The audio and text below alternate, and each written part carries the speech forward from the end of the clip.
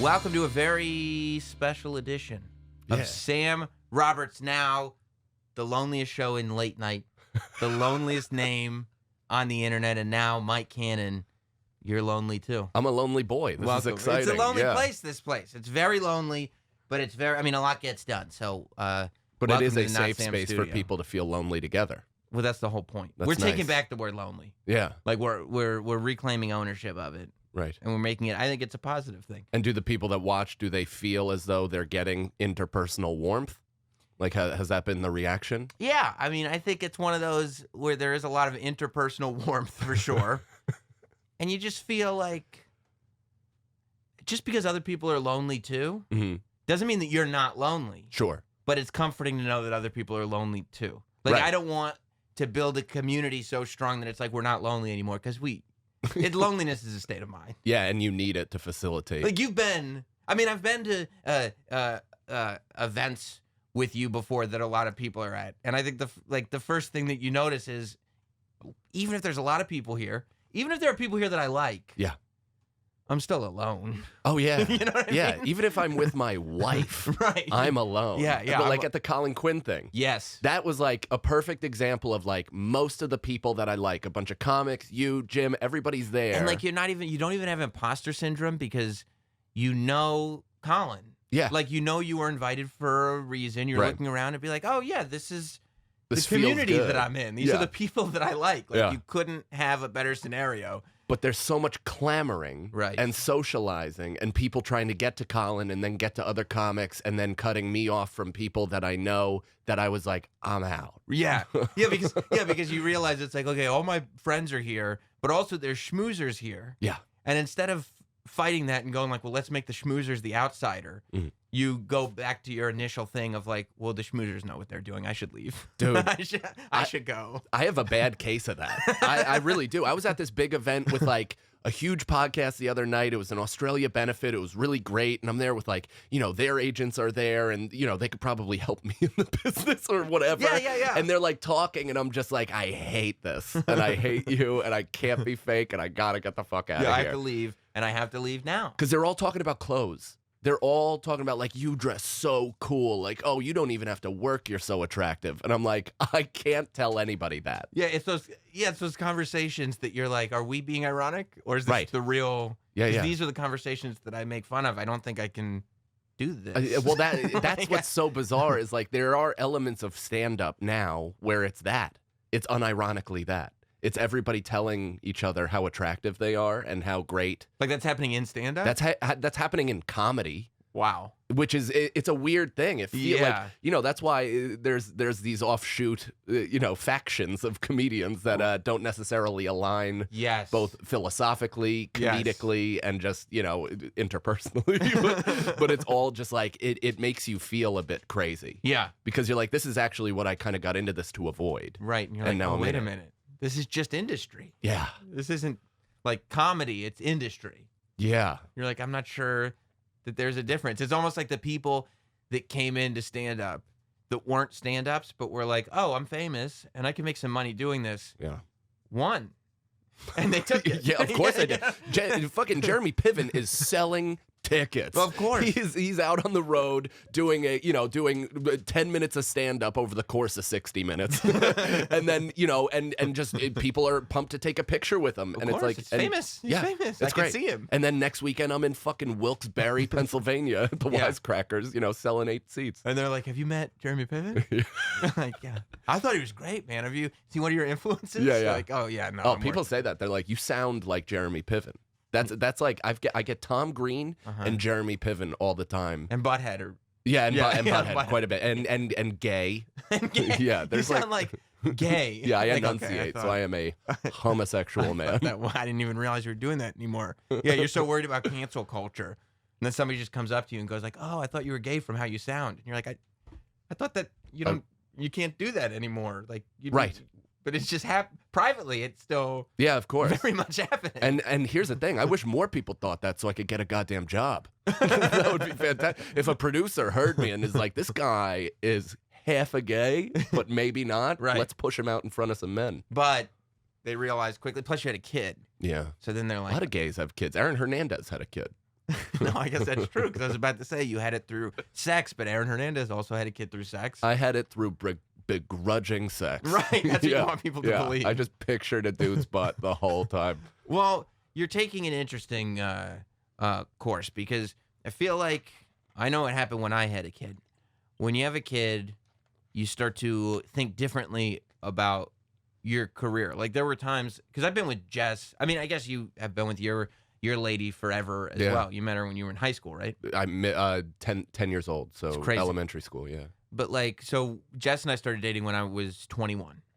And so, you know, I think we got married when we were, I want to say 27 or so. But like, we started talking about kids years ago.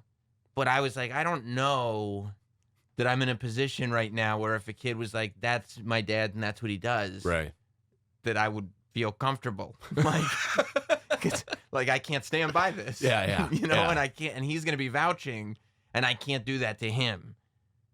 Now it's like, okay, now I feel like. Right. Well, you got your own home studio. Right. You're on the WWE. Exactly. Sirius. You are a well-decorated man. Yeah, for as ridiculous as what we do is. Yeah. I'm definitely doing it. My kid is eventually gonna, like, this is something that's dawned on me, is he's eventually gonna stumble onto my podcast where we debated the truth of Sandy Hook. Do you know what I mean? And it's like, yeah, I can't really argue why that was okay. And you're like, well, you know, I left that podcast, and he's like, yeah, but in the context of me just listening to this right now, you're doing it. You're drunk and screaming. Yeah, that is true. I hope, though, and my thought with that, because people go like, well, now, as you get older, everything you've ever done is going to be out there. I mean, it's for people who podcast and do that stuff especially. But I mean, I think for everybody. You know, there's just a story about some company trying to sell their technology to police that's this super advanced photo recognition software. Yeah. But it's primarily based on aggregating pictures that people have just posted on social media. For sure, yeah. Right. Like, I mean, we all knew that was coming, right? Yeah, it's not. It's not a police database. It's just a database that we created ourselves. Yuck. But I feel, and so the thing is that everything you've ever done will be used public. Against you. Yeah, and used against you. But I kind of feel like once 10 years or so goes by, I mean, I guess Shane Gillis did a lot of podcasts, and they found the one thing. Yeah, but it was in the first 5 minutes of the first one they listened to. Okay, all right. So, that's what Shane said. Yeah. He was like, yeah, they were going to find it whatever episode they tuned into. That's true, I guess. Shane Gillis had so much content, but all they probably found the most okayest one. Right. You could have gone through any of them. Okay, so my theory still stands that for the most part, like, if there's some little thing, it will probably still remain buried just because there's so much content. That who's really going to go through all of your old podcasts? Like, do you think that one day your kid will be so enamored with the legacy of content that you've created that he's meticulously going through hours and hours of podcasts to really figure out what was my dad like when he was young? So the only way he would do that is if I was a bad dad. Right. You know what I mean? So I have to be good and communicative and keep him up to date with who I am as a person, because I would do that with my dad. So if my dad had podcasts growing up, I'd take this as an opportunity to get to know him, because I don't know who the fuck he is. Right. You know? Why would he do this to me? Maybe there's answers in the podcast, because I don't know that guy. Who was he in his 20s and 30s? Right. And, you know, just like, what are his real stories? Because I don't know any I don't know of them. what the stories are. Any of them. Right. So you actually just have to be a good person. Yeah. I have to talk to my kid, and then he won't watch anything I ever do. Right. But if you don't, if you're like, look, I don't know what you're going to go do, but I got to go do my thing. He's going to go to Sandy Hook podcast and be like, I need to get closer to my dad. That'll be the first one. A very Sandy Hook Christmas. I'm pretty sure that's the title. And I guess that you also would run into that problem that you did that conspiracy podcast for a long time, so it's not like there's just one episode. No, there's hundreds. Yeah, there was hundreds. I really thought that was a clear career path. Right. And honestly, we were genuinely ahead of our time. Like, we were talking fake news 6 years ago in 2014. Yeah. We were talking like lamestream media, all that shit. If you did it now, I mean, because conspiracy theory is not niche anymore. No. Like, it's as mainstream. Going to a conspiracy theory website, I don't think we're getting to the point where Alex Jones and like Prison Planet and all that stuff isn't that much smaller in terms of audience than CNN. No, everybody knows. Right. Yeah, everybody Right. knows about it. And not to mention now, reality is so debatable Absolutely. that it doesn't, it's what people are seeking out. They want to find reasons for why their life maybe didn't end up the way they saw it, or Right. why, whatever is happening is happening. They're actively seeking this shit out. And a lot of the conspiracy stuff is like, don't worry, it's not your fault. And you're like, I knew it. Yeah. I knew it wasn't me. Oh, It that's was- the best. It was outside sources. Every single one of them was, completely focused on the outside instead of at the trauma internally because it was too painful. And I understand that. So now do you feel like now that you have a kid, your kid is 6 months old, right? Yeah, yeah. Do you feel like now you're sort of going, okay, I have to, do you think that that's why you're at the point now where like you're coming out with a special and you're starting to, I don't know if I want to say take things more seriously because you were always taking things seriously, but focusing on like, okay, this is the route. Do you think that or do you think it also is just the fact that you're at a certain age and you've been doing this for X number of years and it's time, whether you had a kid or not, it'd be time? I think it's both. Yeah. I think at this point in my life, I'm done, aside from my child, I'm completely done waiting. The idea of waiting for a network to tap you to do something that you feel not necessarily entitled to, but that you've earned, it seems insane to me. Yeah. So, and especially with like, certain things that used to have a lot of cachet, like the Comedy Central half hour, not to degrade it in any way, but it does not get seen by the amount of people it used to. Right. It does not change careers the way that it used to. So the idea of doing that and like clearing X amount of dollars while getting only a finite amount of exposure, it seems insane to me. And you get to a point too where you're not enamored with just doing the basics anymore. Like you're not like there when you're young and you're just doing open mics and you're doing them every night. Like you're like, oh, I'm doing it. I'm a comedian. Yeah. But you get to a point where you're like, that's not enough. Like I actually want to do this. Yeah. I remember for a life. I remember when I started comedy and Nate Bargatze was like, kind of a big shit to me. But, overall, he wasn't nearly as big as what he's doing now, selling out theaters, hour specials, all that stuff. He's all over the place. But back then, he was like one of the working comics playing the clubs. And, I'm sure even he was frustrated at the time. But I remember when he got the half hour and I was like, oh, fuck, like that seems like a huge milestone. That seems like he's now on the path to making it. And now, I'm not to degrade anybody who's gotten a half hour, but a lot of people that get half hour don't even do the road. Like they don't, so they're not even doing stuff to capitalize off of the exposure of doing stand-up. They're using it to get like maybe a writing job or something else, or look at this cool jacket. It's a bizarre thing that, especially with like late nights and stuff like that now too. That seems like almost an odd thing that people are doing to get better city spots. Yeah. Like I would personally benefit from it because it would add like a bit of like network affirmation to then the clubs on the road, which is like, oh, maybe I'll play a better place. Maybe I'll get this. It's a sanctioned tape from from a network. It is weird watching the industry kind of, I mean, it's just evolution like anything else. It's not like, that's all it is. I mean, people are consuming content differently. Yeah. And people kind of have to catch up to that. So did you, when you go, okay, I'm going to put a special out, and this is your first special, right? First one, yeah. So does it feel like that thing where everything's been building up to this special, or because you've put out albums?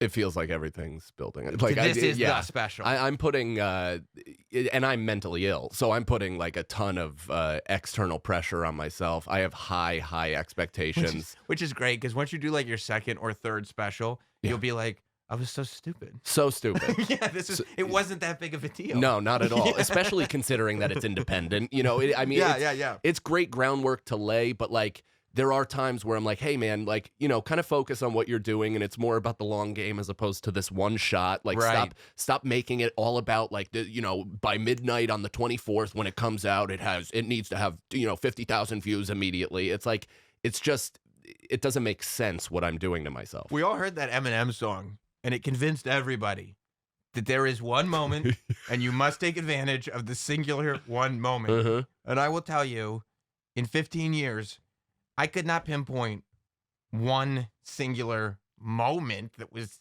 all that influential. There was it's all just, you build and you build and you build and eventually you go, huh, a thing happened. Yeah. But it's not like, dude, even the moments that you think, right? Like, you know, as you go through, if I do well here, then it's open season. Yeah. I remember when I headlined Caroline's for the first time, and that actually opened me up to getting a ton of MTV stuff, Sure. right? And I remember the first time leaving 1515, I think, in Times Square, right after I filmed like 2 episodes of this show called Philosophy, MTV's Philosophy.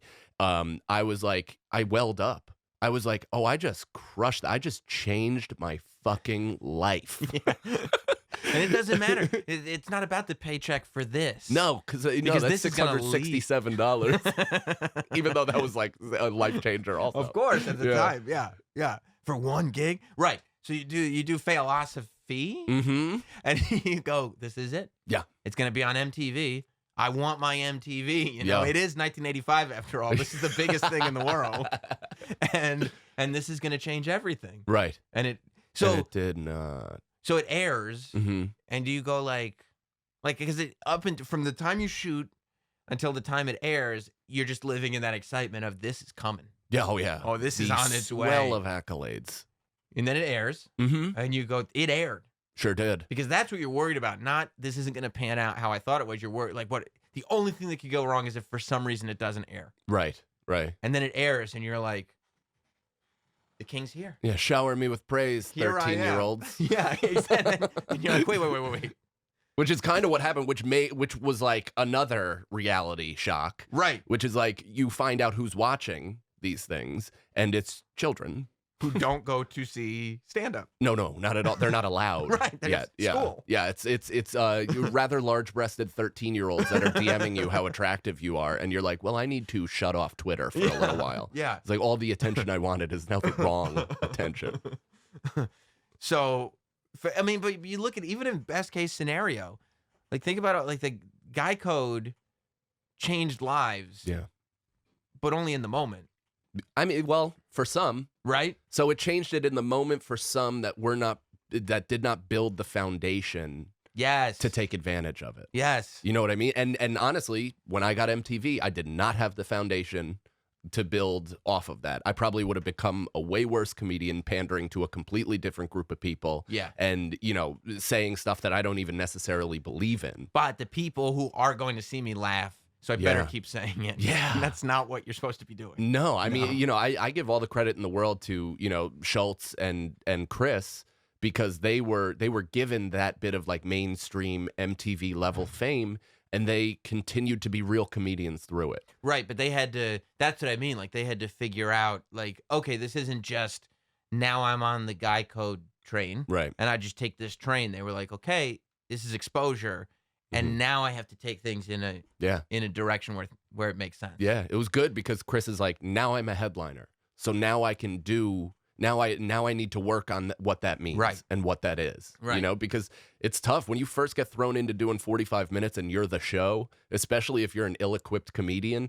That you take some fucking lumps, man, because you're used to doing 10, 15-minute spots in the city, and you can ride that wave, and the flow of things, and you can keep the pace going. But when you're on the road and you're extending yourself, and you have to realize that you have to keep attention and and the flow of the show for that long, it's a fucking rude awakening. Yeah, I'm really bummed out that as you decided, like, so you're like, I'm gonna do this special. It's time to do a special. I got to do a special. Did you pitch it and then people were just like, nah, not right now? Or did you just go, I'm just going to go, I'm not even going to pitch it. I'm just going to go to YouTube. I pitched it to Schultz. So I was going to do like what Giannis did with the Andrew Schultz Presents. I was like, that could be great exposure. I had already done a few shows like his, what is that called? The jokes where we talk about the most offensive jokes that we have. And, that seemed to get a good response, and I got some followers for that. So I thought it was a good opportunity. Andrew is spread so thin. He, and in terms of his own stuff, he's doing so much shit that once I pitched it to him, he was like, that's a great idea. How about completely different idea? And I was like, oh, maybe. But also, I think you're just, you are busy with your own thing, which is completely reasonable. Right. So I'm just going to do what you did for yourself, for myself. For myself. Yeah. I mean, that's the trick to I mean, if it's good, if the content is good. Yeah. That's what it's all about, right? Right. And to be honest, it's like, a lot of the people that watched his thing that I was on, the joke thing, were like, man, that was funny. Schultz is a genius. So the comments were about Andrew, and I'm like, well, it was my joke. Are people gonna if I do it through him, are people gonna think I'm just performing his jokes? Yeah, some people might. I did the Flagrant podcast, and it's like, I love Schultz, and I love doing it, and I know a ton of people heard it, yeah, but they're still just like, yeah, that was an awesome episode. I'm going to keep listening to Andrew Schultz. I'm like, okay, that's very good for Schultz. Yeah. But that's like, okay, I should. It's a thing. Yeah, you got to keep that in mind while you're creating your own thing because, Andrew Schultz is not just taking a back seat and going like, I just produce. Right. He's like, no, I produce my content. Mm-hmm. And also if I can help anybody out along the way, but like, if you want to break through and have my fans go to you, that's on you. Like, I can't. Well, and that's the foundation thing, right? Where it's like, okay, so if you do that and you go through somebody else, then you have to try to find a way to redirect them to your own YouTube anyway, or to your own social media anyway, and then you can kind of start building your foundation for things to come in the future. But if you actually just do it yourself and then promote on Andrew's podcast or on somebody else's podcast, then you can kind of glom those people that you were gonna anyway, and you have the base being your own thing. That's why I kind of love that Joe Rogan never started a podcast network. Yeah, he just like told his buddies to start their own podcast, and then he was like, just come on my podcast and start your own. Yeah. I mean, that's how much money that guy's making. Where it's like, I don't need your horse I don't need a cut of yours. I just get 100% of mine, and I'll help you get some. I already don't even know what to do with all this money. There's so much money. Yeah, that's amazing. Him and Mark Maron, actually, because Mark Maron is another guy where he could have probably started producing stuff and catching a percentage of everybody else's thing, and he's like, no, I'll just do my own, and then let everybody else worry about their Put the energy into that. Yeah. And I mean, as you see, I mean, it's almost like constant, like an expanding ability for bandwidth, everybody's content consumption. Yeah. So like. And people that are fans of you are not just fans of Sam. They'll be fans of other people. Like, they have a total network of things that they consume. Yeah. And none of it takes away from everybody else. No, not at all. And there's almost like this instinct where your first instinct is like, yeah, but if I can take ownership of Mike Cannon, for instance, like if people, they watch my show and they like Mike Cannon, I could just take ownership of him. Right. Then I can get a cut hit. And you're like, wait. This is why we're not doing things this way. This isn't. There's no reason to do it. It's an interesting thing because it's the complete opposite of like the record label's business model. Right. But people, I'm glad that people are now smart enough to see that is falling apart. Mm-hmm. Because the minute you go, I don't need to do this, then I am exposed as somebody who is trying to just kind of vampire off of your energy. Then people are like, well, I don't like Sam anymore, or whoever, you know what I mean? I don't like that model. Yeah. And it falls apart. And it also exposes that like most of the people that are behind the scenes truly have no reason for being employed. Yes. Like, I mean, there's a lot of people, there's a lot of cooks in the kitchen when they're like noting you to death and you're trying to do a TV special or something like that. You have to write out the full 60-minute transcript. Yeah. And they have to go through it and they have to decide if this offended a sponsor or if this is too much for a certain group that watches their network or if this is whatever. Like, doing it yourself, you're the only notes. That was part of the appeal as well. And it's not like I'm batting off offers. Yeah. I just like I like the that you fact corrected your accent just now. I know that was I'm batting brutal. off offers. Guess what? Okay.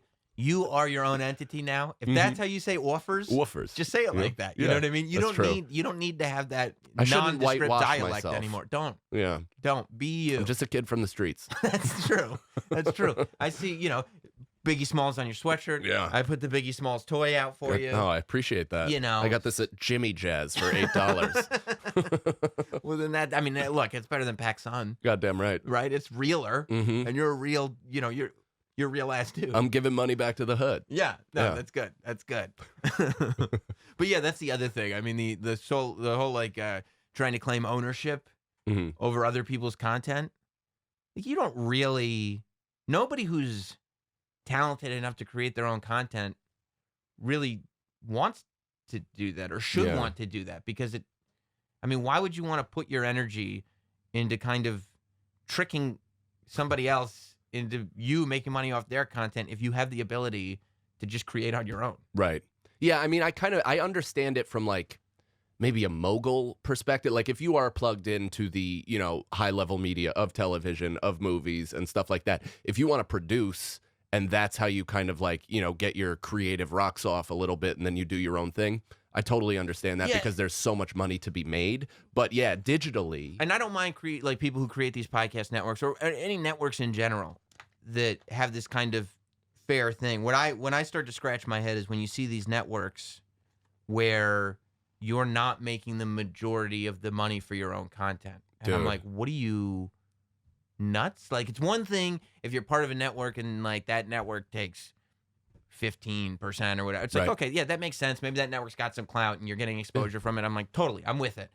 But like when you see these deals that people sign where it's like, oh, it's a 50-50 and I create all the content. You're like, what are they getting the other 50 for? It's crazy. It's nuts. Just to put their name on it, kind of. Like, I mean, I know, so I won't name names, but I know a very popular female-run multimedia entity that pays podcast hosts 5% of what they make, both ad-wise. They're not allowed to make their live show money. So I know a person that just had to fight to be paid for a live show that they sold out.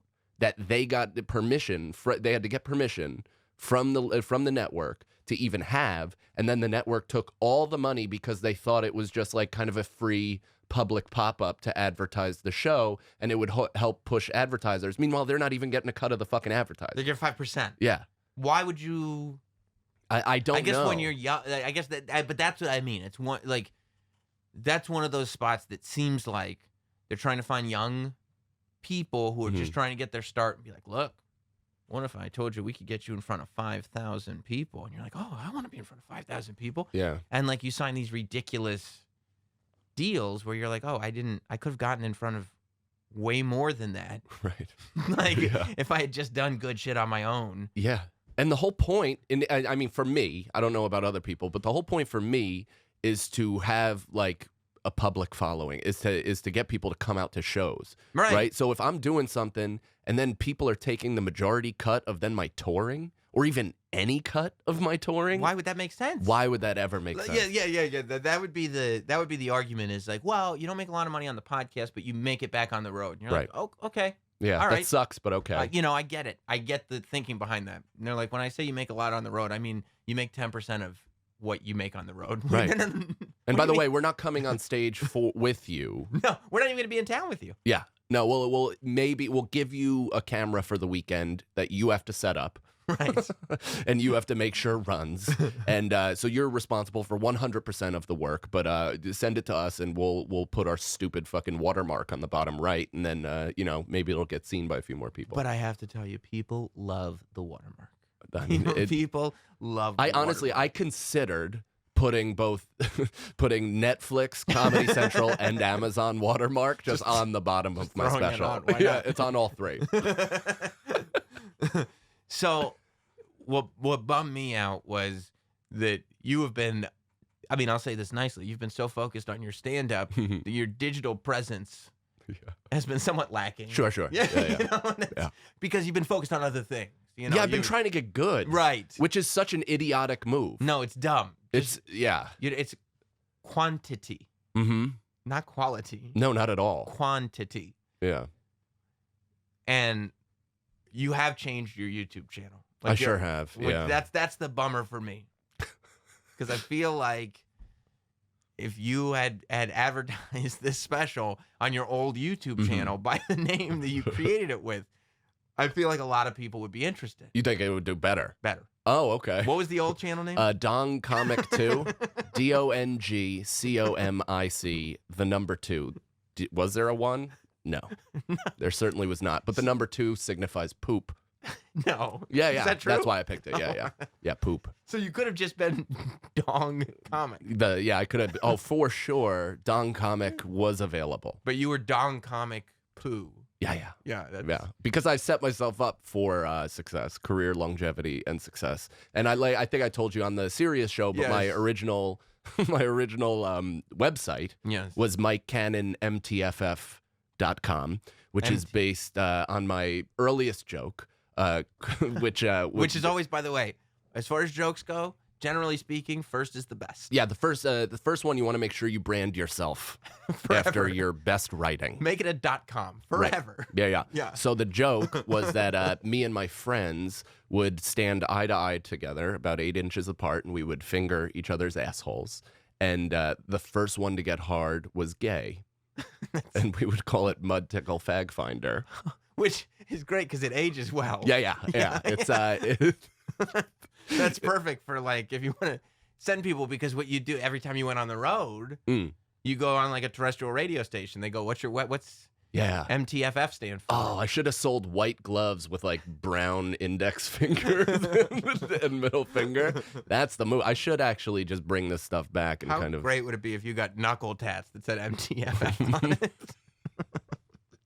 Signed all your autographs, MTFF. I mean, that's pretty sweet. It does sound pretty good. Yeah, if you sign all your autographs, MTFF, and then one day you're an old man and a young Joe DeRosa meets you, and he gets MTFF tattooed on his arm. And he has to cover it with a sunset because eventually. It's like, I figured out what the F stood for, and I can't. You can't do that anymore. You can't build a career. So you had to, did you realize, like, okay, was that the catalyst for getting rid of?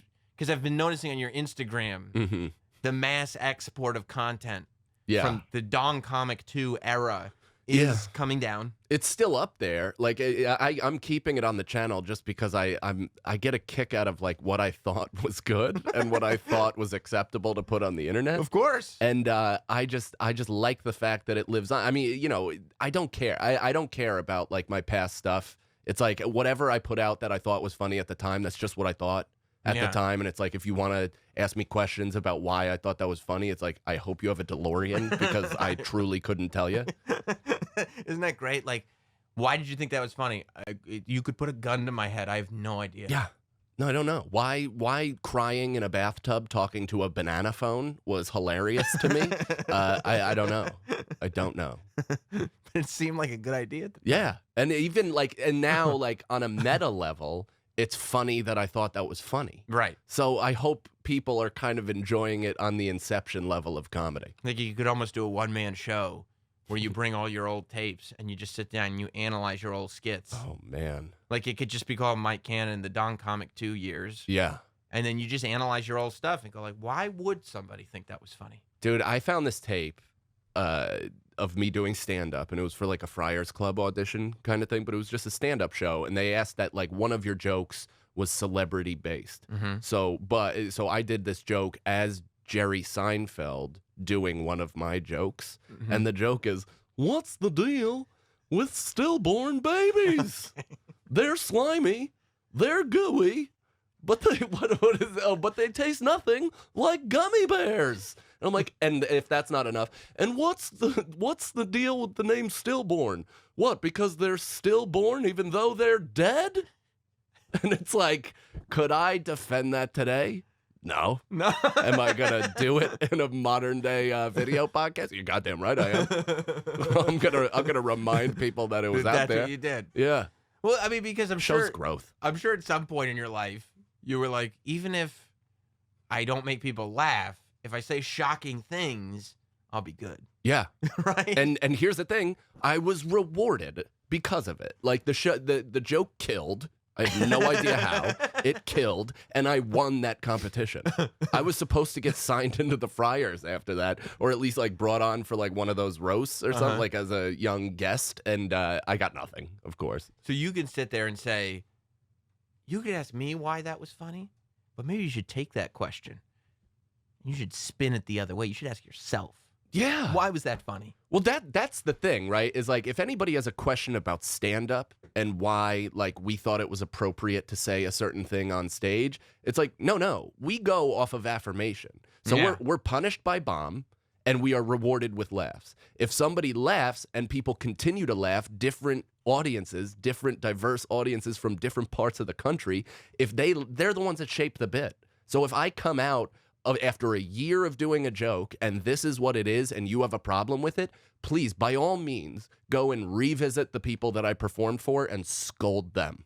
That was the moment in that classic Patrice clip from Fox News, his last appearance on Fox News, where he explained the angry pirate for the Fox News audience. That was the moment that he won when they were arguing back and forth about feminism and comedy and blah, blah, blah. And he said something outrageous, and the crew laughed. The camera guys laughed, and Patrice was smart enough in the moment to go, why are you laughing?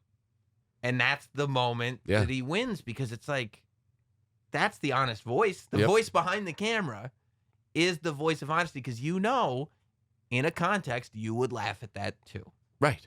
And it's like, can we not just say that there is a context in which I would laugh at that? Of course. And the idea that is like being relentlessly pushed down people's throats, that saying the right thing is the funniest thing. Right. It's so fucking far out of the realm of reality that it's clearly been made up by people who have never performed for a live audience. Right, yeah. You know what I mean? Like, anybody can factually say shit and get their, snaps of approval and other, Brooklyn horseshit response. But until you actually put stuff in front of people, you don't have a real idea of what brings about the involuntary response of laughter. And typically, it's saying the wrongest possible thing intentionally. Right. And pointing at the humor in it. Although I do have your plug here. Your special is called Mike Cannon, Truth to Power. Yeah, that's how I really want to. I want to market myself as a kind of a prophet. Yeah. Especially a champion for free speech. And you may laugh, but more importantly, you'll think. You will think. Yeah, it's pretty powerful stuff. But that's also another thing that is kind of odd, is that people are so separated, right? Yeah. That you almost have to like take a mantle for a cause. So you have to either be like ultra woke to get the ultra wokies on your side, or you have to, borderline say the N-bomb and just be like, I'm a champion for free speech. I'm the guy that's saying the things that everybody wishes they were saying. Yeah. It's like. It's such a weird time. I was talking about that when we talked on this show about the Ricky Gervais monologue. What blew my mind was the day after. It wasn't so much the monologue, because I was like, that was like perfect. It was vintage Ricky Gervais. It was what we all needed at the time. It was like, because I thought it was good, because it was just like, we can just all say, those are funny jokes. That was a fun thing to see. Right. Some of that stuff is stuff that we probably weren't supposed to say, but we were all laughing because it was funny and we can get past it. But when I saw the next day that it wasn't just the politicizing of it, wasn't just the left going, well, you can't say that, or this is wrong. It was the other side. It was the right and the Trumpsters and everybody holding Ricky Gervais up like their champion. Yeah. And I was like, guys, that wasn't for you either. Like, the people who were being kind of political about it, and even if they were talking about it like it was a good thing, were also not listening to him when he said these are just jokes. Yeah. Whether it's positive or negative, when you take what he said and you go beyond it's just a joke and it's funny, you miss the point. Of course you did. Right? Yeah. And like, especially it's not for people who voted. It doesn't matter who you voted for. It does not matter. It's just a joke for people who want to laugh at it. Hypocrisy is that's one of the few things that is both right and left. You know what I mean? It's one of the few things that they could agree on politically, is both parties are completely full of shit. They have an insane amount of hypocrites and hypocrisies, both in their legislation, in their rhetoric, in everything. And the idea that they are unable to kind of come to terms with that, is crazy. And it's all weaponized. Like, everybody is just being like, they just want to fuck the next person while like protecting whatever they're wrong about as long as possible. Absolutely.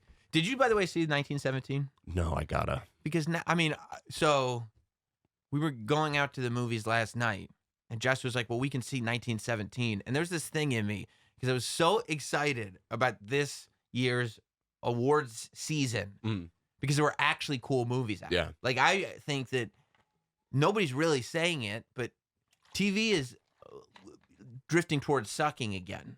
Okay. Like, there's nothing as good. There's good stuff. Yeah. But there's nothing as good as Breaking Bad. There's nothing like there's nothing, or The Sopranos. Like, there's nothing. Even or if it is Watchmen, they won't do a season 2. Right. I've never even seen Watchmen, but from what I hear, it's like that level of quality where it was great. But like, movies finally came back, and I was like, you got Once Upon a Time in Hollywood up there. You have Irishman up there. So there's Scorsese, there's Tarantino. I love that movie Midsummer. Like, I loved so many movies this year. And there were movies that were nominated that I was like, finally, we're not going to have like a Green Book year. Finally, we're not going to have a Crash year. You know what I mean? Where it's like, that's a terrible movie. Yeah. Like, I almost gave up on movies last year when people were actually saying Bohemian Rhapsody was really good. It was terrible. Horrible It was movie. a terrible movie. And it the last scene was great. The Live Aids or whatever. yeah, I believe that's what the concert was called. But that scene to me actually defined why the movie was so bad, because when you have a Queen biopic and you've got time, it's not a specifically long movie, it's an average length movie, and you've got time to put a reenactment of the entire 20-minute Live Aid set in. You didn't tell your stories. It's not a good movie. You didn't. Also, if it's a movie about Freddie Mercury, and I don't want to see insertion, but if you don't even see like a penis heading to a butt, like No. you're not telling the story correctly. There was one evil gay man with a mustache that made Freddie Mercury do drugs and do gay sex. Of course. And gave him the AIDS and everything. It was that one guy. He's the one that put poppers on a switchblade. Yeah, why didn't we see poppers on a switchblade? I don't know. There You should have know? been a ton of sweet party drug scenes, and it mean, never happened. It was just like Instead, Freddie they focused Mercury- on the girl he wanted to bang. They're like, look, he was also normal. Yeah. It's like, relax. Yeah, it seems insulting. Yeah, of course Yeah. it is.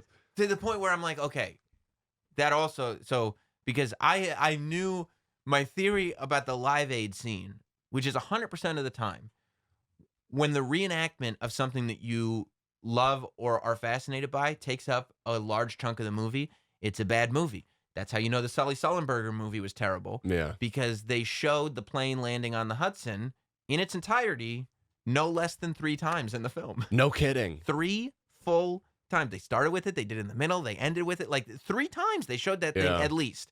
And I'm watching it going like, this is a terrible movie. That's how you know. Bohemian Rhapsody gave me a new theory, which is if you walk out of the movie saying that the actors looked or sounded exactly like the character, it's a bad movie. Yeah. That's how I know Bombshell was not very good. It's a great theory because that's why the Biggie movie sucked. Like, what was that Because called? Was that called Notorious? Notorious, which I watch because it's a bad movie. I watch it all the time. I watch it all the time. I love it. Yeah. I mean, that kid was great. The kid that played Biggie was good.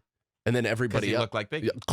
And he did the Yes. breathing and like the whole thing was he put on a good performance, but it was such a clear hack job by Diddy. I mean, it was a Lifetime movie. Where he came across as a hero, Yeah, and he of did. course the LAPD did it. It's like it's just a wild scene. There was no even an opening for other theories. It was And, just like, well, and- clearly this is the truth. and his part in the Tupac Biggie rivalry was, I'd really rather not. Right. Yeah. Like that was Biggie the whole time. Like, I'd really rather be peaceful. Exactly. I mean, how many actual nights were there of Sean Combs just rubbing his gums, screaming about Pac? Like, I mean, that's the real story. And Biggie's probably like, We gotta kill this motherfucker. We do know what he's doing to it. No, it's Suge. yeah. Suge destroyed everything. Yeah. Um, Well, good thing he's stepping back into rap beef too and taking good sides with Nick Cannon. Fucking idiot. Him and his stupid I've heard son. Nick Cannon's the new Tupac. Yeah, Yeah. clearly. I mean, did you watch his special? That's a fun thing because he was kind of the Tupac of comedy for that. Was that the one? There was one. With the gun? With No. the gun mic? It was a different special that I won't say. I won't even say who told me to. There was a comedian that challenged me to watch more than 5 minutes of another special that I would tell you off the air. But it wasn't Nick Cannon's special. But Was it Alana Glazer's? It was great. I'm kidding. Really powerful. No. It was a different. It was a full on comedy special. Mhm. Not like. But I'll tell you who it was. Oh, But because this Nick Cannon one, he wore like the classic '90s beanie that's like super high and yeah. kind of cocked to the side. His mic was a gun. It was a gun with kind of like brass knuckles, and in the background was all like powerful Black Lives Matter imagery, like Right. him raising his fist and like people just like protesting and all that stuff. And then he's like, "You got that good dick, though." And it's like, dude, you fucking stink on every level. He's trying to find himself. Yeah, I guess. Don't. Just be the chair of Nickelodeon. That's Make it. your $100 million. Wild and Out is huge. It's huge. Bring on the people from Wild. Like let the Wild and Out. I had people such a bad audition for that. You did audition Oh though. my god. Yeah, I love that. this is during my MTV days because so I came up this is terrible, but this is like almost like outing myself for doing horrible jokes. early in my career, I played mostly hood rooms, right? And it's Kill or Be Did Killed. you ever speak with a black accent? Yeah. But not then. I spoke with a black accent when I was in college because I was having such an identity crisis. My first year of basketball, I was one of 2 white kids, and I fully transitioned into Puerto Rican. Like I wore Pele jeans with the patches. I had XXX long white tees. I had white on white Air Force Ones, and I had the low tape up with the full shape up, and I could dance. So when I went out to clubs with girls, the girls thought I was Puerto Rican. Right. And I was like, oh, mommy. I wouldn't do anything to dissuade them. But that's why Chris Stefano started liking you so much. Yeah, he yeah. thought you were Puerto Rican too. He's like, I'm gonna put a baby in this dude. But so I was playing, that was when I had my full, psychosis, almost identity crisis, where I was trying out accents and stuff like that. Then when I first did comedy, I just mostly got up in hood rooms, and it was totally fine. But a lot of the hosts would intentionally try to feed me to the wolves. So I would go on first, and they'd say either I am Nick Cannon or I am Nick Cannon's cousin. And that was their like, fuck you. Now, when they said that you are Nick Cannon, would they be like, here's Nick Cannon, and make it seem like it was a mistake? Or would they go, it's Nick Cannon? It's Nick Cannon. And just being... Actually, I'm Mike Cannon. So that was my initial... This is like layers of like trying stuff out, right? Like what works, what gets people's attention. And there's a lot of times I was the white mascot where I'd be like, oh, as a matter of fact, sir, I am not Nicholas Cannon. I am Michael Shane Cannon, and just like, just playing up to that bullshit. And that works to an extent, but those types of audiences typically smell inauthenticity. Mm-hmm. You know what I mean? Mm-hmm. So if you're not yourself, they're going to leap on you. Even if you're doing some crowd-pleasy, pandering bullshit, they're not into it, right? So what I found over time was that this was my opening joke, and I'd be like, oh, well, obviously I'm not related to, or I'm not Nick Cannon, but my ancestors probably owned his. Okay, and then Yikes. They didn't like that? They loved it. Okay. So it would crush, or at least like an acknowledgement of like power dynamic of that guy like putting me out, hanging me out to dry, of the obvious history of our country, like all that shit. And it would kill in hood rooms. Mm-hmm. And then I had my audition for Wildin' Out. I walked in almost half expecting that line of questioning, right? And of course I walk in, it's Nick Cannon, it's like 3 of his yes men and, a couple MTV2 idiots. Yeah. And I walk in, I'm alone, and he's like, oh, what's up, man, Mike Cannon? Were we related or something? So I didn't give the full I owned you speech. I gave, well, according to every hack host in Harlem, we are. So I kind of, called him a hack in the first 11 seconds of my audition. I didn't even think of that, because he's making the joke that you think you're being charming by being like, oh, let's make fun of this joke, but he just made it. Yeah. And so I like kind of realized what I did immediately. I bombing my audition. I'm playing games, improv stuff. I am not equipped to be in that situation. I did 5 minutes of stand-up. I think I did like cat jokes in front of that. It was just like brutal. And then at the end, he's like, all right, spit something for me. And I'm like, oh yeah, you got to rap. I'm like, cool, Diddy, thanks. It's like, this is like classic fucking Biggie and Diddy in the office. Yo, acapella, spit one time. So he was like, roast a celebrity. And I was like, who? He's like, pick anybody. I was like, all right, you. And then I just started doing freestyles about Eminem fucking Mariah and like all that. Like he did not like that, and cut me off in like my third line and was like, all right, man, thank you very much for coming in. I was like, I'm not getting this, am I? He's like, no. And I just walked out. Yeah, that's good. It was real bad. Yeah, my favorite thing was when I was doing my solo show, like that was like taped on the weekends and stuff like that.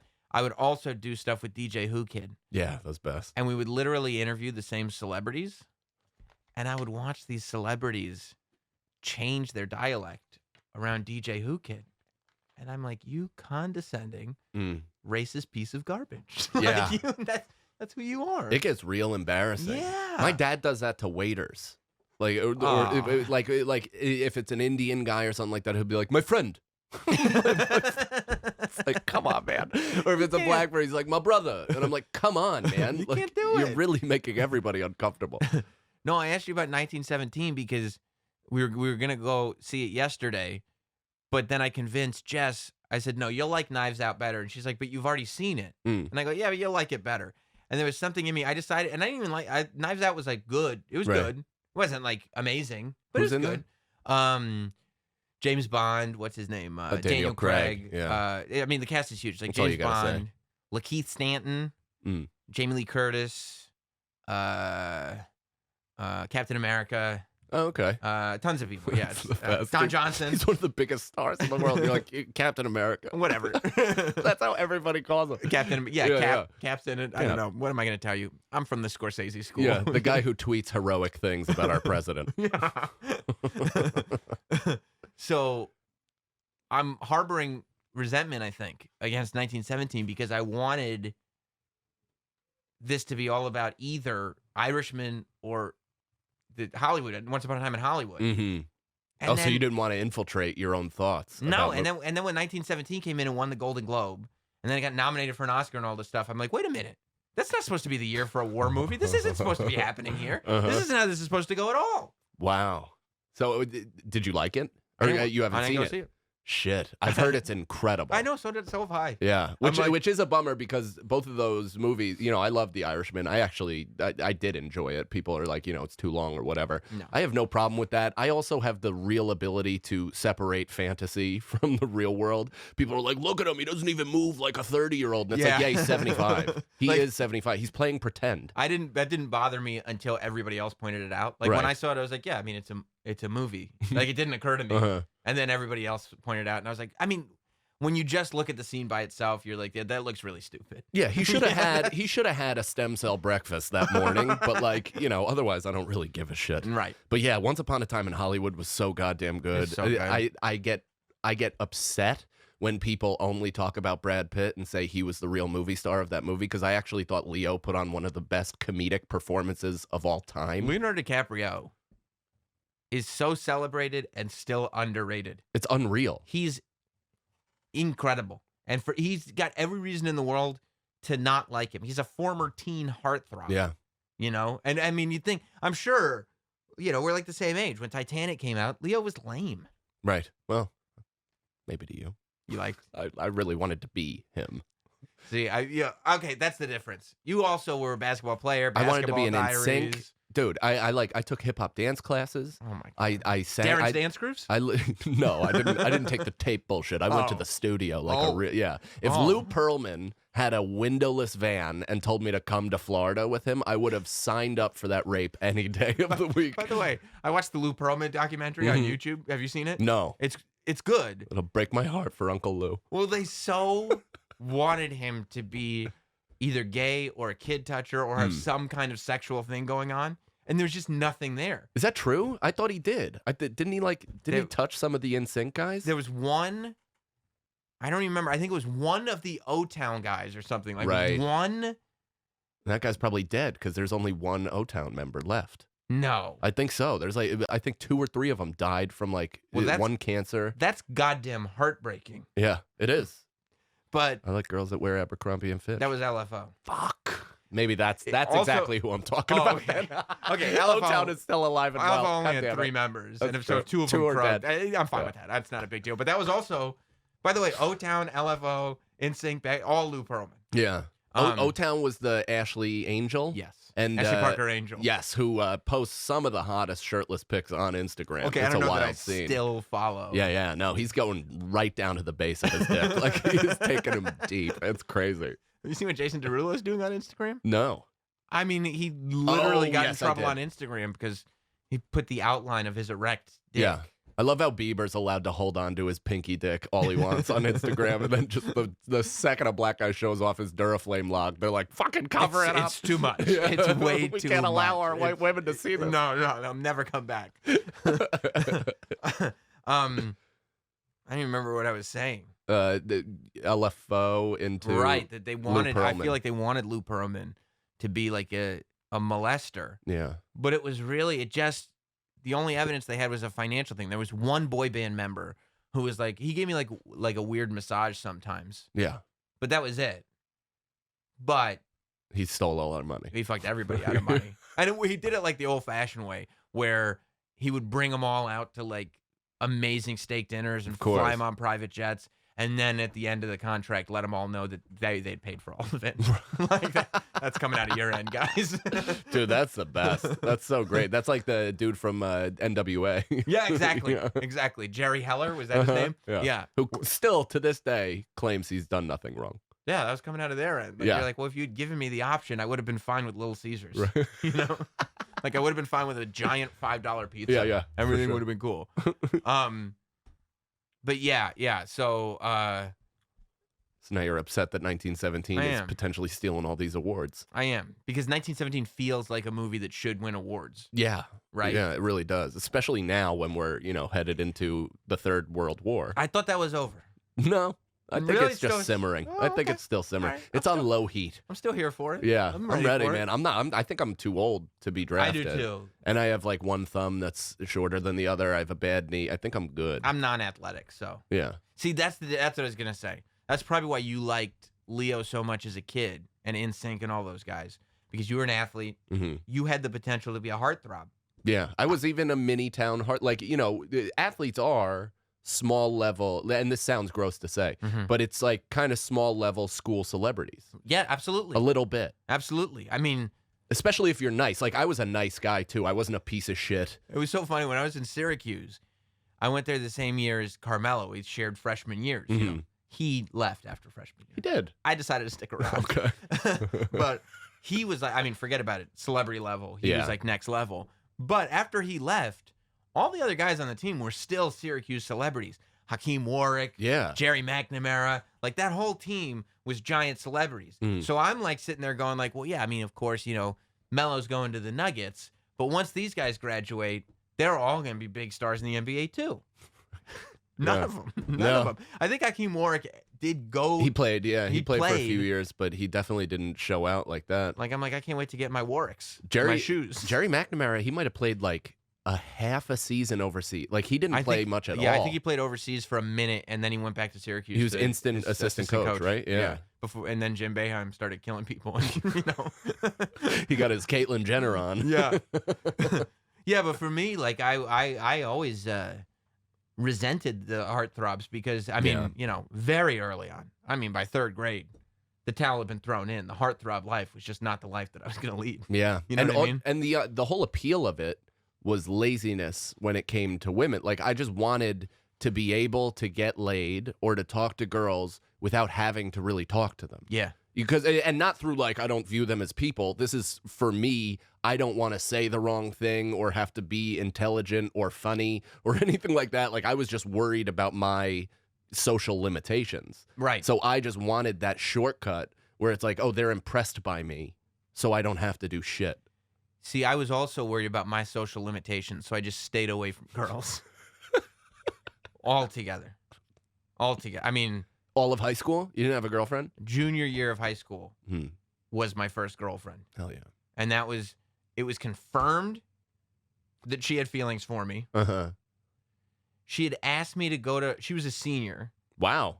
Yeah, I mean, I was kind of a big man on campus. You just jumped in the deep end quick. Yeah. It was 1,000% confirmed that she had extreme feelings for me. So I was like, oh, it's a sure thing. There's no getting around this.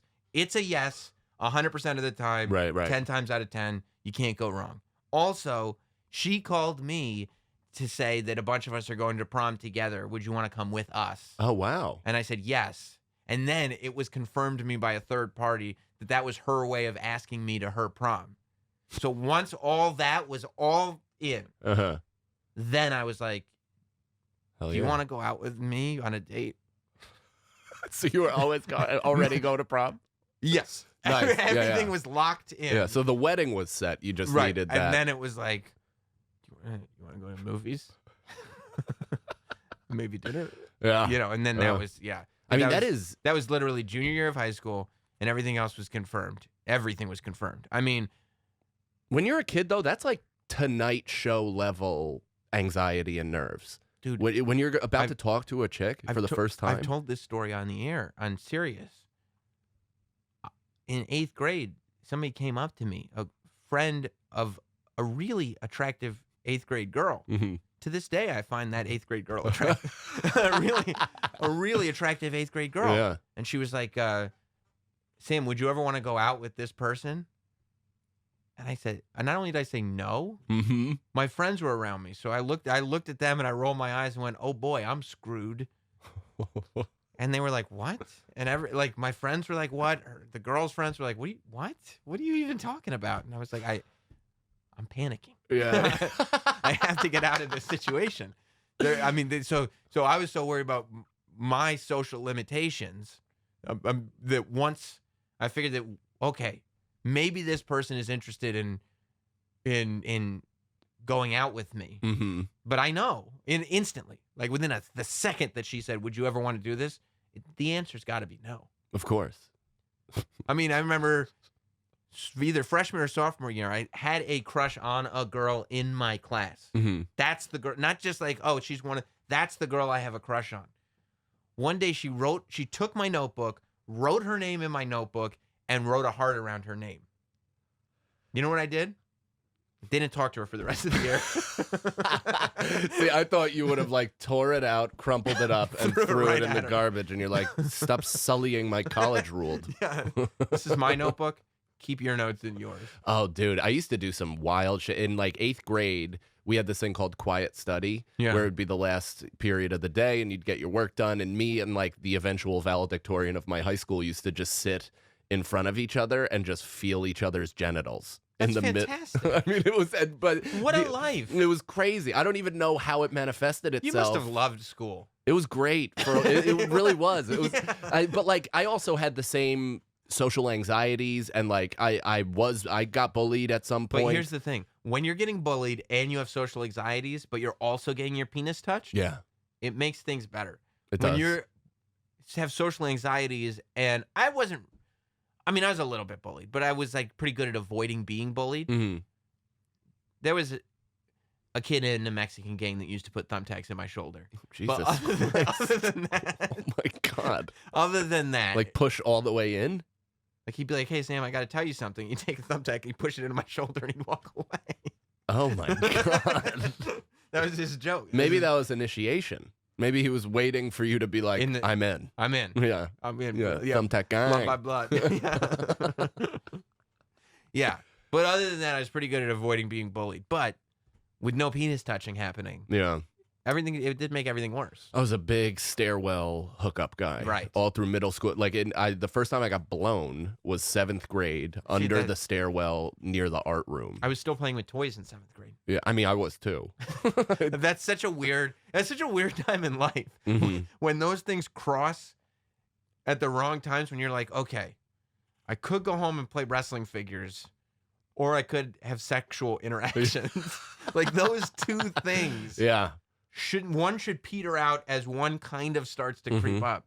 See, I don't know if I wasn't much toys, so maybe it wasn't, because I had a few action figures and like, comic book stuff, but I never fully invested in that. I had a whole wrestling promotion. I believe it. Yeah. I fully believe that. But I was basketball, so I'd have like, I'd have posters, or I'd go out and shoot hoops. So like that was my thing. It's like I would turn down girls to go shoot. But that's okay. Like people don't make fun of adults. Like people actually, when adults have these like weekend sports leagues, people actually act like that's a good thing. Like, oh, he's got something that's just his. And I'm like, he's a grown-up. Yeah. In a weekend sports league. It depends, right? It really depends, because on one level, I do like that, where like you should keep yourself busy, and if you like certain things, and keep your passions, right? Don't just submit to the man. But I do know people that take it as an opportunity to hang on to glory. You know what I mean? So yes, they are like your weekend sports league trophies should not be displayed. Yeah. Right. Yeah. I mean, and I knew like I stopped playing basketball after my sophomore year of college, right before I transferred. I was going to play in Geneseo, and then once I got there, I was like, I'm not playing. But I did play club still with my buddies and like had a good time. But there were people that like really were super into their club team and were like so proud of it. You would think they were in the NCAA tournament. Yeah. Like level of that, showcasing like, all over their apartment or even like on Facebook or whatever it is. And I'm like, oh yeah, I can't get behind that, because I've actually played real basketball. Like this is a joke. This is this is fun. for fun. Yeah. It's play. Yeah. You're doing this because you're not good enough. Right. Right. I do, though. It does make me feel bad, too, when you can tell that that's where all of the joy in their life comes from. Yeah. Like, it shouldn't be all of it. Like, when you're like, I can escape my work and my family, and I can go have my hour of peace. You're like, you're doing it wrong, man. Yeah. You're doing it wrong. There should be more. I'm not saying every single moment of your life needs to be bliss-filled. But, like, you can... You can get close. You can like your family. Yeah. You can like your family. I really like my family, and I never saw that coming. Yeah. Do you know what I mean? Yeah. Like, I know that sounds crazy, but I was around my family.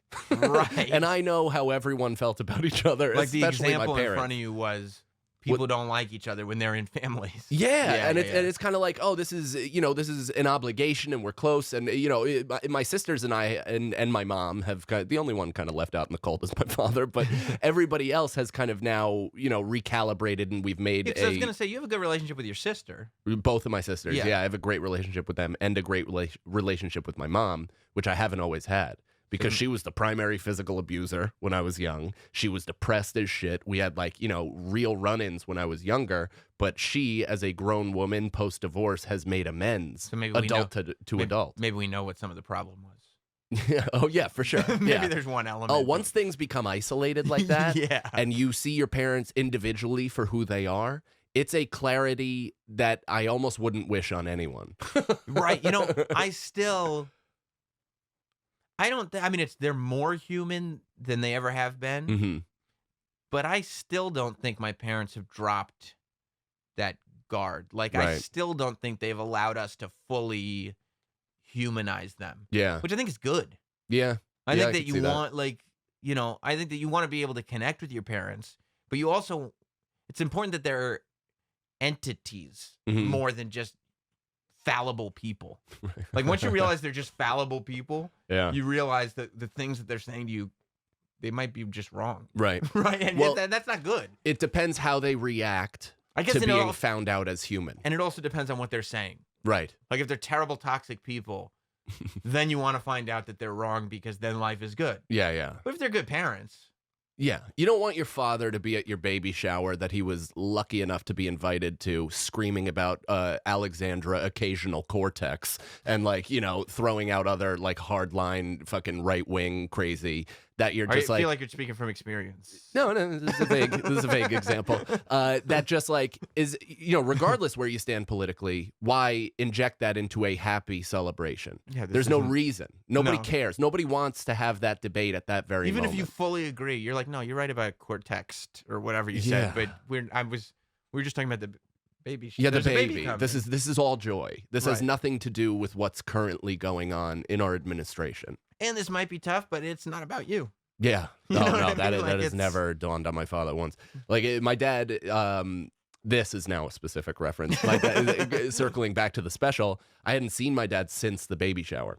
Uh-huh. Hadn't spoken to him because of the scene he created, and even right before that, my older sister and I had dinner with him to just kind of see if he was on a human level, if he could be invited to these sort of things. And in the middle of the dinner, again, we weren't talking politics. This has nothing to do with what side you're on. My dad started sweating, frothing from the mouth, and screaming about how Dr. Christine Blasey Ford is a lying whore. In the middle of an Upper West Side, apropos of nothing. I can't stress this enough, how we were not talking about politics even fucking slightly. Uh-huh. And he's just sweating and just and frothing and just, I know fucking women like that. And, blah, blah, blah. And we're just like, weird, dude. Like, what's going on? Like, what do you do? It never even really dawned on him that was crazy behavior. And then after, we kind of were like, hey, you get that was kooky, right? And he almost didn't remember it. So he was like, yeah, my bad. Like he was in a blackout? I guess. Like a political, like a rage blackout almost? I think that's kind of what him and his side of the family did. Like, they just the only acceptable emotion to express is anger. And you kind of have the green light to say anything because you clearly don't mean it. So did you get to the place where he wasn't able to have the effect on you that a father generally does? Meaning like that he can say something and instead of it meaning the world, you're like, this is a damaged person. I can move past this now. Yes, but it still hurts. So that's because you can't just leave, right? Yeah, and people get so sick of me talking about this because I try to be as open emotionally, like on radio, on podcasts, on all of that stuff. It's part of my life, so I like talking. It's what I talk about. But even though I have completely made peace with who he is as a person, it doesn't stop seeping in, and the pain doesn't go away. Because you can intellectually understand this is a person who probably has some kind of mental illness. Yeah, for sure. I wouldn't be mad if he were running around sneezing because he had a cold. Right. I have to accept the fact that he is going to have these outbursts because he's got this mental illness. It's a sickness, and it is what it is, and I don't have to take it personally. And you can intellectualize that. Right. But that doesn't stop your emotions from going, yeah, but that guy who's supposed to like care about you did this thing. And also, so we hadn't talked, right? And this is where it's like it's you notice the mental illness, you try not to take it personally, and then he does something that is so directed at you personally that you're like, how do I not? How do I not take this personally? Because we didn't talk, right? Didn't talk at all. Blow up. Like we kind of had a separation where I was like, hey man, I need my space. Like I'm about to become a father. I'm about to so that's not only going to take up most of my focus, but then I know that I'm going to have all these residual emotional things from our failed relationship come up while I'm trying to do the thing that you failed at doing. So I'm just like, I'm swimming in the muck of not of processing all this emotion, doing the special. I did the special when my kid was 3 months old. I set it up. We started filming I think my wife's 8th month of pregnancy. So we got all these interstitials because I have Colin Quinn, Jim Norton, Bobby Kelly, Rich Voss, and Keith Robinson as guests in the special. And they do stuff straight to camera. They just trash the shit out of me. They do exactly what they were put on this earth to do. It's fucking unbelievable. They speak from the heart. They really do. I mean, there are things that Jim said that are so clearly true that it is nothing short of heartbreaking and hilarious. Like he called me, he's like, I hate his stupid steroid stories. The only reason we have him on the show is because of Sam. He's like when he says something that's even moderately funny, I kind of look at him and like throw him a smile and then look back at Sam and I'm like, I've seen that face before. It's perfect. I wouldn't have it any other way. So the night of my filming, I'm stressed out to the max because selling that many tickets, 2 shows at the Village Underground, it's 240 seats or something like that. I don't think I've ever sold 500 tickets on a night in my life. Mm-hmm. I sold it out. Now the pressure of performing well in front of those crowds comes up. And of course, my dad shows up.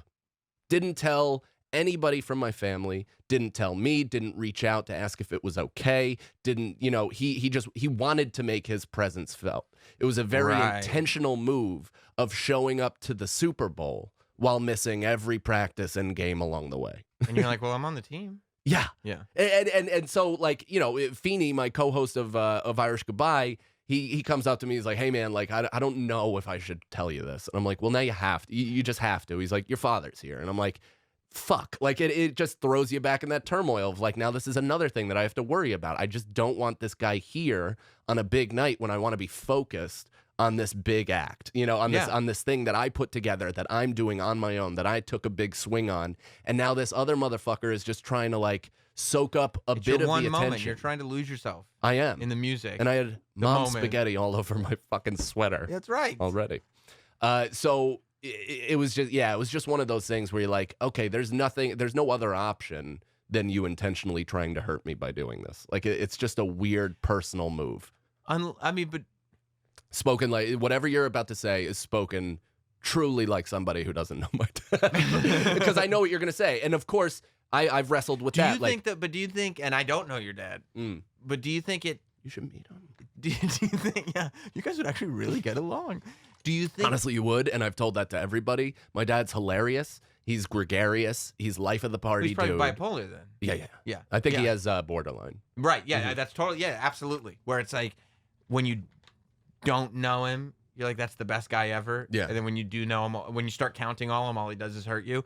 But do you think that in his mind, he goes like, oh, I'm going to do this because it will hurt Mike? Or do you think he just does things in a way that will bring attention onto himself? It's that. Yeah. And he's just not thinking He doesn't about consider. You. Right. Yeah, it's inconsiderate. Right. So, worst case, it's insidious to hurt me. Best case is that. I'm being optimistic. Yeah, but and even that, even the best case is still a shitty move. Horrible. Because he's not considering what his son may feel or think. He's your father. Right. Yeah. And which is funny because, he's there with one of his buddies who I had met before. He actually sat with like two of my friends who uncomfortably were looking at him as I have 8 minutes dedicated to trashing him. And initially I was told that his buddies are like kind of looking to him every mention. And this is why he was here. Yeah. He was there to do I'm the guy, even if it's negative. I'm the guy he's talking about. Yeah. He's going to post a picture on Facebook that were blocked from each other. I blocked him. And he's going to post that picture and say, so proud of my son for recording his first comedy special at the Comedy Cellar. Proud moment, whatever. And then the accolades of comments from every other Long Island trash heap that he grew up with of talent runs in the family. Right. You're such a good dad. Yeah. You're this, you're that. It's like, it's his way of taking credit. Of course. For your work. And he's been doing that since I started. Right. Since I started, he used to come to Caroline's and show up. I didn't talk to him for like 4 years, and he showed up to Caroline's and literally was like, nah. Right. Like almost spreading his arm like he's walking out to entrance music to wrestle. Right. Like that level. He's ready to take pictures after the show. Yeah, it's crazy, man. Yeah. It's wild. That is, especially when you become a father yourself and you're like, as of right now, this is not in me. Yeah. Like now you would think that you're like, oh, maybe when I'm a father, I'll realize I'm a fuck up too. But then you realize like you didn't even, now you understand it even less. Oh, dude, my empathy has shrunk for him. Right. Because I thought of that. I was telling my wife that where I'm like, man, it's really depressing considering what I feel for our son right now and how like unconditional it truly is and how I would lay my life on the line for this kid. It is so baffling to me to even consider it a possibility that we'd be estranged. Yeah. In 30 years. Right. It would crush me. I would take my life. Right. If that was the case. Right. He's it. And I just met this baby 6 months ago. Yeah. Yeah. It's and granted that's easy to say because I've played the short game so far, but he might be a huge prick. Who knows? Yeah, maybe you're the problem after all. Well, Mike, we'll have a link in the description of this YouTube video to your comedy special so people can go right there if you just click the description. But where is the new YouTube page? So it's YouTube. Don't go to the Dong Comic 2. You can because metadata is a motherfucker. So if you truly need to search Dong Comic 2, you can. But it's Mike Cannon Comedy on YouTube. I'm gonna put the whole special up there. It's about 32 minutes of stand up and it runs about 45 entirely. And then I'm releasing an album in February that has 25 additional minutes on it. So the album is named Life Begins as well. The special is named Life Begins. Why did you decide to make the special why did you decide to take the 25 minutes off the special? Because I wanted an onslaught of content. So I wanted to make the special this almost like, I made it based on how I got into the cellar, which is because Colin Quinn had a heart attack. I happened to be there having dinner with Chris DiStefano. They asked if I would cover. I covered. I had a great set. Tape sent to Esty. I got my audition. That's how I got in. So I wanted to kind of capture that on, in almost a concept piece, in a concept special. I like that. And then the whole point of it was like, it's because of Colin. Now I'm performing with all these guys that I grew up loving, Norton, Keith, all these guys. And now they respect me and I sit at the table and they think I'm the next guy. And so the interstitials are all of them trashing me, saying I suck and they don't respect me and I'm not the next guy. That's fantastic. Your dad would have it no other way. Yeah, he's going to jerk off just to the interstitial. Then just like that. Well, thanks, man. Thanks for having me, dude. This has been fun. Wildly impressive. Of course. Oh, well, I mean, come on. It's great. It's not Sam's studio. Anyway. I got to get me one of these. Yeah, exactly. Go to Mike Cannon's YouTube page. Check out his special. It's his life's work. It is. So please take it seriously. For the love of God. And pass it around. Yeah, pass it around. Tell your friends. It's great. It's the first thing I'm not embarrassed by. Hey. That's including my son. Thank you, Mike. Thank you. Don't forget to subscribe to this YouTube channel. Turn your alerts on so that every time that Sam Roberts Now goes live, because it's not just Friday nights, every time Sam Roberts Now goes live, you get the little notification. You get to be a part of it. You get to go into the chat. You get to do the whole thing. Also, we'll have clips over at Sam Roberts Now on YouTube and the Not Sam Wrestling YouTube page. You got 5 styluses. You might as well use them. Hell yeah. Hell yeah. You're goddamn right. We'll see you next time. Thank you, Mike Cannon. Thank you.